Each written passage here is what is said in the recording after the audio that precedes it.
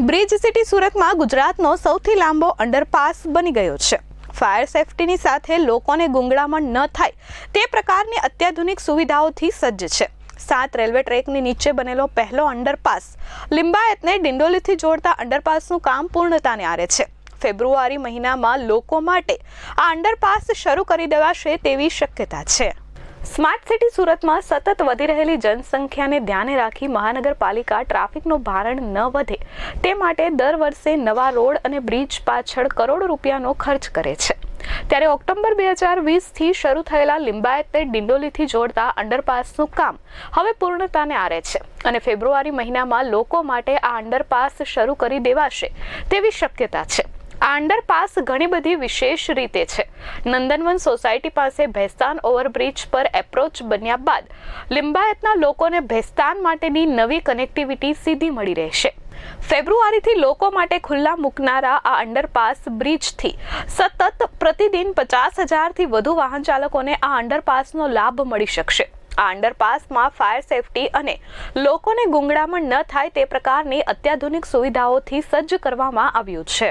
આ ખૂબ સરસ અને લોકોના ઉત્સાહપૂર્વક બ્રિજ છે। લોકો માટે ખૂબ સરળતા જે નવાગામના જનતાને, નીલગિરીના જનતાને, લિંબાયતની પ્રજાને લિંબાયતથી ડિંડોલી નવાગામ જવા માટે ખૂબ લાંબુ અંતરથી કપવા પડતું, ત્યારે અમારા નવસારીના લોકપ્રિય સાંસદ આદરણીય સી.આર. પટેલ સાહેબ અને લિંબાયતના લોકપ્રિય ધારાસભ્ય સંગીતા પાટીલજી એમના દીર્ઘદૃષ્ટિના કારણે ઘણા વર્ષોથી આ બ્રિજની ડિઝાઇન બનાવવામાં આવતી હતી અને આજે આપણી સામે આપ બધું જોઈ રહ્યા છો। ખૂબ સુંદર અને આજે અમે બધું જોયું સંદેશ ન્યૂઝપેપરના માધ્યમથી કે ગુજરાતના સૌથી લાંબો અંડર બાયપાસ બ્રિજ આ લિંબાયતને બનાવવામાં આવે છે। એની સાથે સાથે આધુનિક ટેકનોલોજી સાથે એની પણ આપણે બધું જોઈ રહ્યા છો કે એની અંદરમાં લાંબો બ્રિજ હોવાના કારણે પબ્લિકની જે નીચેથી ધુવાળો નીકળે છે એને કવર કરવા માટે અહીંયા ઓક્સિજનની પણ વ્યવસ્થા કરવામાં આવી છે અને સાથે સાથે ફાયર સેફ્ટી પણ વ્યવસ્થા કરવામાં આવે છે। આ અંડરપાસ માત્ર હળવા વાહનો માટે જ છે।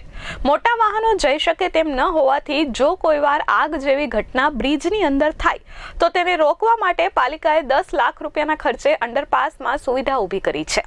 અંડરપાસની બંને તરફ 4 ઇંચની પાઇપ લગાવવામાં આવી છે। જો આગ લાગે તો બહારથી પાણીનું કનેક્શન પાઇપમાં જોડી અંદર 15-20 મીટરના અંતર લગાડવામાં આવેલા નોઝલથી પાણી અંદર સુધી પહોંચાડી શકાય છે। વધુમાં જાણવા મળતી માહિતી પ્રમાણે અંડરબ્રિજનું મોટાભાગનું કામ પૂરું થઈ ગયું છે અને હાલ ફિનિશિંગનું કામ ચાલુ છે। સંભવત ફેબ્રુઆરી મહિનામાં વાહન ચાલકો માટે આ અંડરપાસ ખોલી દેવામાં આવશે। અંડર બાયપાસ હોવાના કારણે કદાચિત વરસાદમાં પાણી વધારો ભેગો થઈ શકે, એટલા માટે પણ અંડર બાયપાસ નીચે જ એની અંદર 2 ટાંકીની વ્યવસ્થા કરવામાં આવી। એની જે તે સમયે મારી સાથે પૂર્વ ડ્રેનેજ કમિટી ચેરમેન વિક્રમભાઈ પાટીલ પણ છે, એમની ઉપસ્થિતિમાં જે તે સમયે વિક્રમભાઈ પાટીલ ડ્રેનેજ કમિટી ચેરમેન હતા, એમની પણ એક દક્ષતા લઈને આ કમિટી સાથે રજૂઆત કરી અને સંગીતાબેન પાટીલજીને ધ્યાનમાં લઈને અહીંયા 2 ટાંકીની બનાવવામાં આવી છે। 2 ટાંકીની કેપેસિટી લગભગ 50,000 લીટર પાણી એની અંદરમાં આપણે કેપેસિટી છે અને 50,000 પાણીને ઉપર ઉંચકવા માટે પણ અહીંયા આ બાજુ 2 અને પેલી બાજુ 2 એટલે 4 પ્રકારના પંપ લગાડવામાં આવે છે। લિંબાયત ડિંડોલી અંડરપાસ બ્રિજની એપ્રોચ સહિતની કુલ લંબાઈ 502 મીટરની છે, જેમાં માત્ર અંડરપાસ માટેનો વિસ્તાર 180 મીટરનો છે। આ અંડરપાસ ગુજરાતમાં સૌથી લાંબો હોવાનું અધિકારીઓનું કહેવું છે।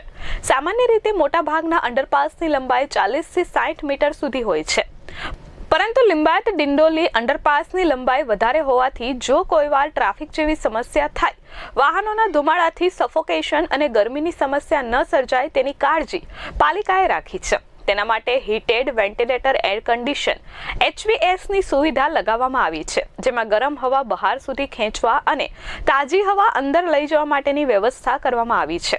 મહાનગરપાલિકાએ તેની પાછળ 1.5 કરોડ રૂપિયાનો ખર્ચ કર્યો છે। એટલે ખૂબ સુંદર આવનારા દિવસોમાં ગુજરાતમાં સૌથી મોટો બ્રિજ લિંબાયતમાં આવ્યો છે અને ખૂબ મોટી પબ્લિક નવાગામ, ડિંડોલી, ગોડાદરા, લિંબાયત પર્વત અને નવો ડિંડોલી જે બની છે એમાં લાખો લોકોને અવર જવર કરવા માટેની સરળતાથી ઉપલબ્ધતા બ્રિજ થશે અને જીવાદોરી જેવા લિંબાયત માટે આવનારા દિવસોમાં આ બ્રિજ બનશે અને લોકો લિંબાયતના ધારાસભ્ય સંગીતા પાટીલજીને અને કેન્દ્રીય જળશક્તિ મંત્રી આદરણીય સી.આર. પટેલ હંમેશા યાદ કરશે। સુરત મહાનગરપાલિકા અધિકારી દ્વારા ખૂબ સુંદર કામગીરી કરવામાં આવી છે અને ટૂંક સમયમાં એનું લોકાર્પણ કરવામાં આવશે.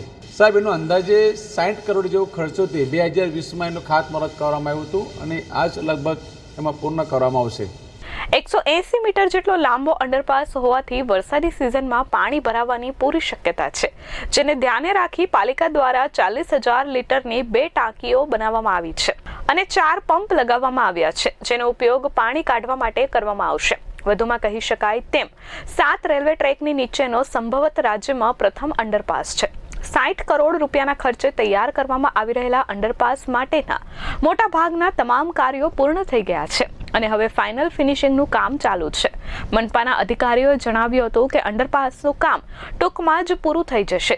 અંડરપાસ શરૂ થતાં મોટી સંખ્યામાં વાહન ચાલકોને ફાયદો થશે. Bureau report S24 news, Surat.